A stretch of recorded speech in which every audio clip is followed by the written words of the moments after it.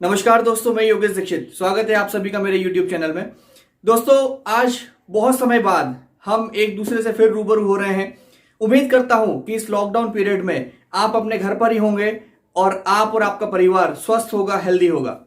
दोस्तों, आज एक बहुत अहम इंपॉर्टेंट टॉपिक को लेकर मैं आप लोगों से बात करने वाला हूं। इस लॉकडाउन के पीरियड के दौरान मेरे पास बहुत सारे फोन कॉल आए, मैसेजेस आए, मैसेंजर पे, व्हाट्सएप पे, और उन सभी के अंदर बहुत सारे डिस्ट्रीब्यूटर्स का सिर्फ एक सवाल था और बहुत गंभीर सवाल था। वो सवाल ये था कि आखिरकार एक बड़ी संख्या में लीडर्स किसी भी कंपनी को क्यों छोड़ देते हैं। बहुत सारे डिस्ट्रीब्यूटर काम करने के बाद, मेहनत करने के बाद, एक किसी मुकाम पर पहुंचने के बाद या अपने सारे प्रयास करने के बाद भी किसी भी एमएलएम कंपनी को छोड़ क्यों देते हैं। आखिर रीजन क्या है, आखिर कारण क्या है। दोस्तों, मुझे भी लगा, जब मैंने विचार किया इस पॉइंट के ऊपर और इसके ऊपर स्टडी किया, एनालिसिस किया और मेरा पिछला एक्सपीरियंस को मैंने देखा, तो मुझे लगा कि ये वाकई में एक गंभीर सवाल है और इस सवाल का जवाब मुझे हर डिस्ट्रीब्यूटर तक पहुंचाना चाहिए। आज जो मत मैं आपके सामने रखने वाला हूं, ये मेरी नजरिए से है, तो प्लीज कृपया करके वीडियो को स्किप मत करिएगा, पूरा वीडियो देखिएगा। शायद आज का ये वीडियो आपकी लाइफ में एक बड़ा चेंज ला सकता है या आपकी सोचने की, आपकी काम करने के विचारों में, क्षमताओं में शायद ये कोई एक नया परिवर्तन ला सकता है।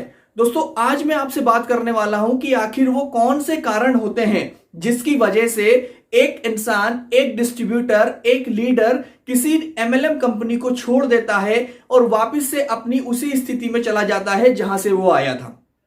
तो दोस्तों, अपनी बात को आगे स्टार्ट करने से पहले मैं आपसे निवेदन करूंगा कि अगर आपने अभी भी चैनल को सब्सक्राइब नहीं किया तो पहले चैनल को सब्सक्राइब कर लीजिए, बेल आइकन को प्रेस कर लीजिए, ताकि आने वाले टाइम में आपको इसी तरीके के इंपॉर्टेंट वीडियो के नोटिफिकेशन सबसे पहले मिल सके।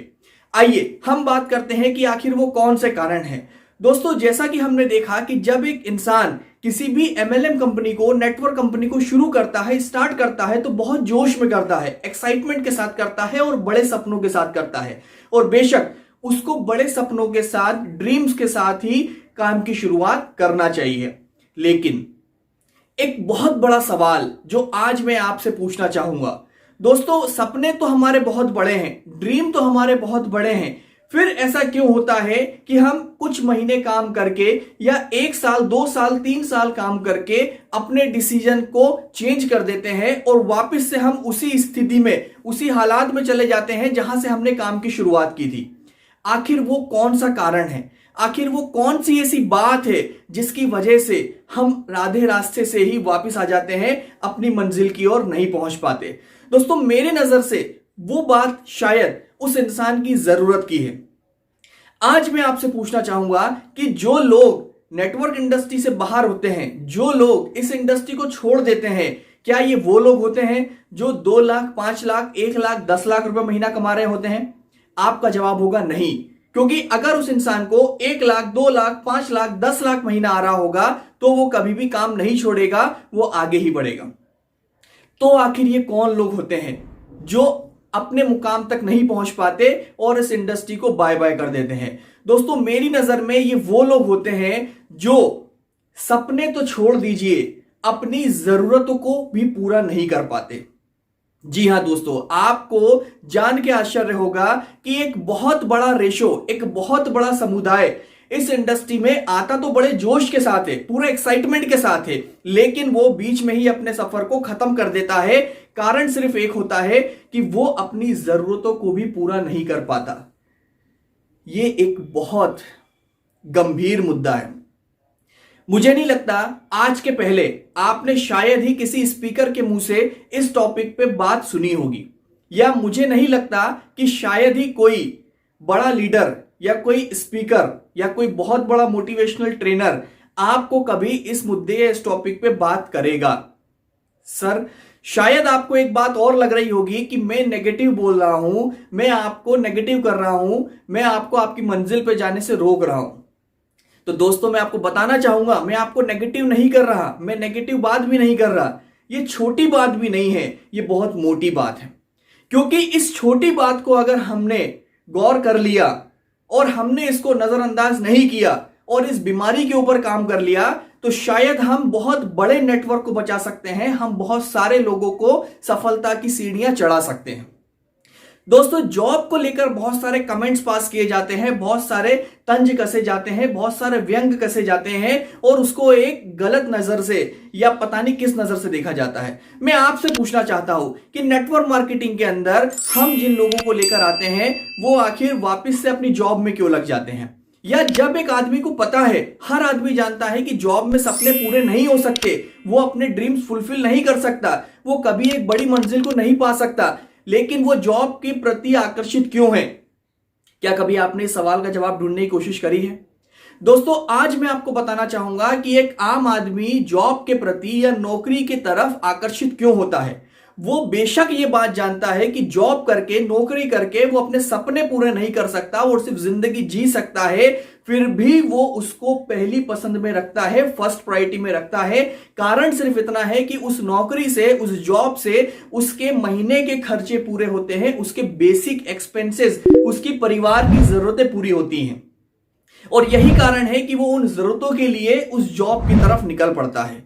लेकिन हम क्या करते हैं? डायरेक्ट सेलिंग के अंदर, नेटवर्क मार्केटिंग के अंदर एक लीडर, एक अपलाइन, एज अ अपलाइन हम हर आदमी को एक ही बात कहते हैं कि नौकरी में सिर्फ जरूरतें पूरी हो सकती हैं, सपने पूरे नहीं हो सकते। हम उसको 1 करोड़ 50 लाख 25 लाख 10 लाख 5 लाख 1 लाख का सपना दिखाते हैं, लेकिन सच ये है कि हम उसको उसकी बेसिक मंथली रिक्वायरमेंट, उसकी जरूरत तक भी उसको नहीं पहुंचा पाते।